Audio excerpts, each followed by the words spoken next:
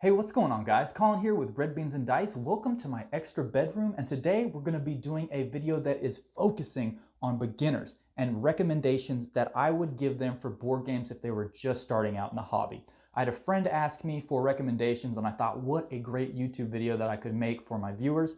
So here we are, we're going to get into it, and I'm going to be plopping down board games. I'm going to be giving you the price on them. I'm going to be giving you the difficulty level that I think they are. Some of them are a little more complex, but I think if you can get through that, it's going to really open up different avenues and channels for different board games. So like I said, these are just recommendations by me. If you have any recommendations that you have for new beginners that are just getting into board games, oh my gosh, please drop them down in the comments. I would love to hear from you guys. So let's not keep anybody waiting. Let's get to my first selection that I think would be great for beginners.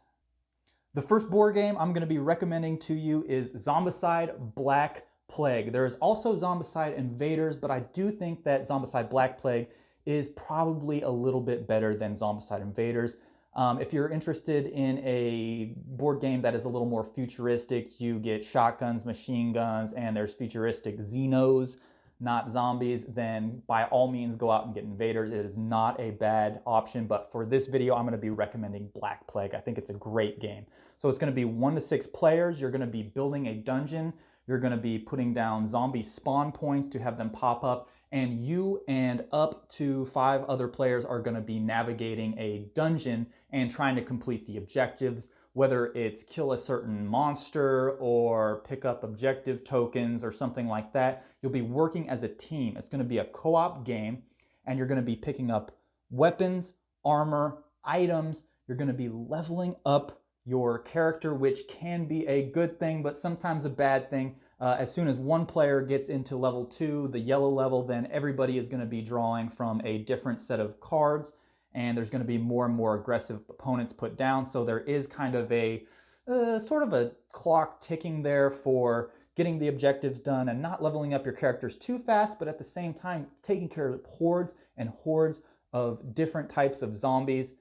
There is a expansion for this Wolfberg that I do recommend. It is $60. This core game is $100. I'm sure you can find it somewhere else cheaper online, maybe used.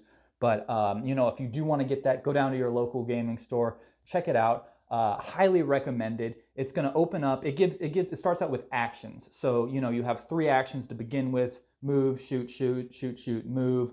It's going to be teaching you that basic dungeon crawler type thing, and then the fact that you don't have to have the same group of people together each time. You can just play a scenario and go from there is really great. I have a hard time getting the same amount of people together for, like that Dungeon Crawler Descent 2nd Edition, like into the Abyss, So that can be a little problematic for me, and this really solves that because it's just a one-time playthrough, but you do get that Dungeon Crawler experience. So Zombicide Black Plague, go get it. Great. Recommending it for new people, not that hard. And then, like I said, it really opens you up into other dungeon crawler games and games where you take over a character and you have a set amount of actions. The next game I'm going to be recommending is Dune. Awesome. Very cool game. Thank you for buying this for me, Michael. My friend got this for me. I probably wouldn't have got it otherwise because I didn't think I would be into it. And by God, I freaking love it. It's absolutely amazing. It is priced at about $40, $50, I believe, and it's been out for a little bit. I'm sure you can find somebody online that has played it and just doesn't want to keep it around because they don't think they'll do it, but this is going to be a forever game for me. It's 1 to 4 players. It has a solo mode where there's cards that are going to be automatically controlling the AI and different characters like that. It's going to be a worker placement, so you're going to have different agents that you use, and you're going to be putting them on different locations. And it does have a deck building aspect, which is why I really wanted to add this to it, but at the same time, I didn't really think that the deck building aspect had too much of an important part in the game. I think for the most part, you could put a card in there, and I'm getting a little too far into this, but you could put a card in there and really only see it a couple times depending on how far along you have progressed with victory points. But anyway, you're going to be going up against a couple different friends of yours or a couple different AI members, and you're going to be basically trying to win battles and accumulate victory points through alliances with factions and other stuff like that. If you're into the Dune world, this is absolutely an amazing game. It is fun. I have played it over and over again. I've never had a bad time. I've played it with 1, 2, 3, and 4 players. And obviously I recommend playing with your friends, getting rid of the AI, but the AI is not bad also. There are 3 different difficulties, like easy, medium, and hard. I can't remember what they exactly called them, but there's 3 different difficulties, and you can challenge yourself with different aspects. The characters that you can pick from are very different also. They have different abilities, different complexities. So you can go from there and you can play as your favorite Dune character. So if you're into Dune, I highly recommend this. And if you're new into board games, then this is something that I would also highly recommend because it's going to teach you worker placement, deck building. There is a little bit of a difficulty starting out. You're going to have a lot of different questions, and it's always good to have a friend that knows how to play this, but I think it is something that someone with average intelligence like me can figure out and get through and have a great time playing. So Dune Imperium, I highly recommend it. The price is right, so go get it, go check it out. If you're a beginner, you won't regret it, and if you do, drop me a comment down below and make my life hell. Next up, we have the smash hit Gloomhaven, and this is Jaws of the Lion.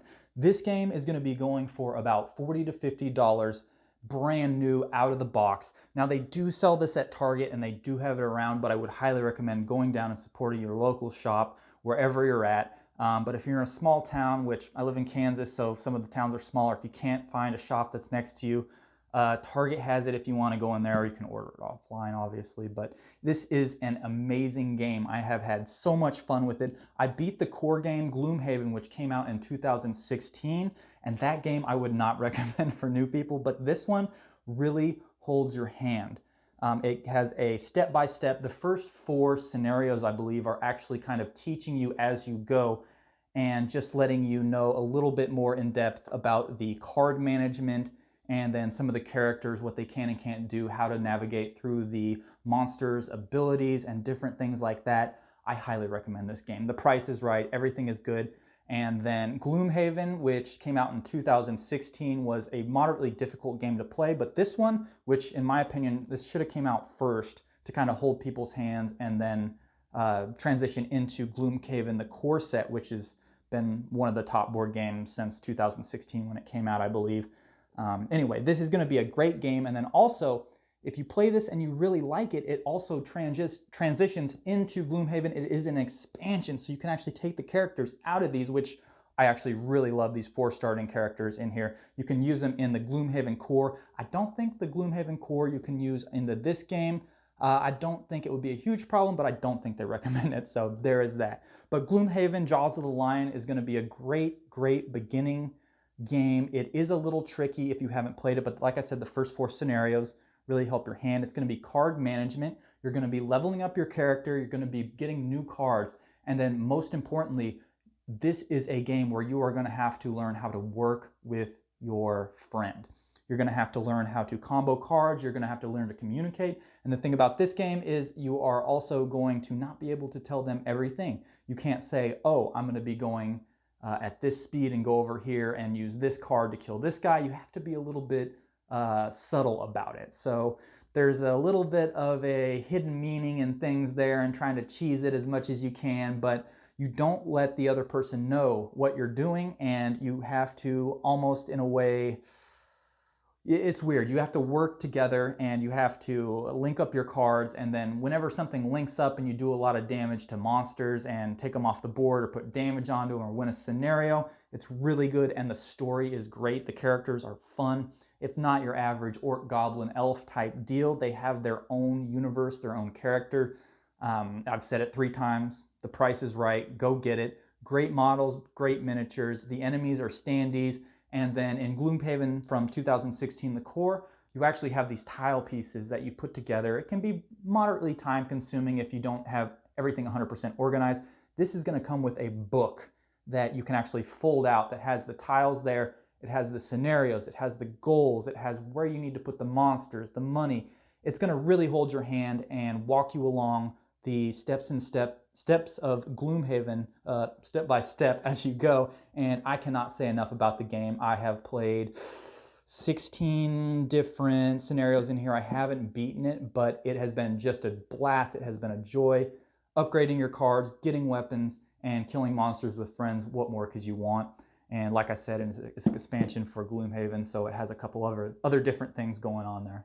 The next game I'm going to be recommending to you guys is Den of Winter. This game is going to be mostly co-op. So depending on how many characters you play with, there's going to be one card that is added to the deck that you're all going to be drawing from at the beginning, and there's a possibility that one of your characters or one of your friends that you're playing with is going to be a betrayer.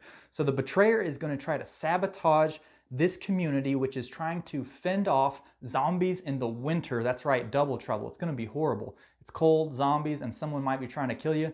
Never a good situation. The characters in this game are absolutely hilarious. There's a guy called Forrest Plum who is dressed up as a mall Santa, and he's in the picture that you have with him, he's trying to stab somebody with a broken bottle. There's a dog called Lucky you can give a sniper rifle to. So this game's a little ridiculous, but it's also very fun. The betrayer is going to try to sabotage the community and put hindrances anywhere that they can, whether it's putting in wrong loot items or resources into the pile that you need to be accomplishing every day. And then there's also the ability for everybody to take votes to exile somebody, whether or not they're the actual betrayer is up to them. And one cool thing that I thought about this is those randomized cards that you pick from where you could be the betrayer. There could be no betrayer in the actual mix. It could just be everybody working together, but there could be some people that think that somebody is trying to sabotage the community and exile them, even though they're not the betrayers. So there's going to be a little bit of semi-co-op aspect to this, which I really like. And from there on out, you can kind of know a couple of different games similar to Nemesis, where there is people that could be taking you out, trying to shut doors on you, do different things to you, basically get you out of the game, kill you. So that's a really fun aspect. And then the nitty-gritty, taking care of the community, getting new survivors, finding weapons, taking out zombies, searching through different locations on the map like the police station, the gas station, the grocery store. It's all very fun, and you have to kind of work as a team to supply fuel or food or whatever they need that day. Not get too low on food because that's never good, obviously, but it's a game I'm highly going to recommend because it's almost a party game, but I hate to use that word because I don't like party games. Apples to apples is not fun. I don't like it, but it's a game that keeps everybody on their toes, and there's a lot of tough decisions that you need to make as a group. And the fact that somebody could be coming out of left field and trying to sabotage your colony, well, it's just, you know, it's just a good time. So there is that. Well, that's it for my recommendations for beginners. Or board games for beginners. If you have any recommendations, like I said, drop them down in the comments below. I would love to hear from you guys. Thank you so much, and hopefully this helped out with a couple of board games that you guys can play, and the prices aren't too bad on these. But anyway, thanks for watching my videos, and I'll check you guys later.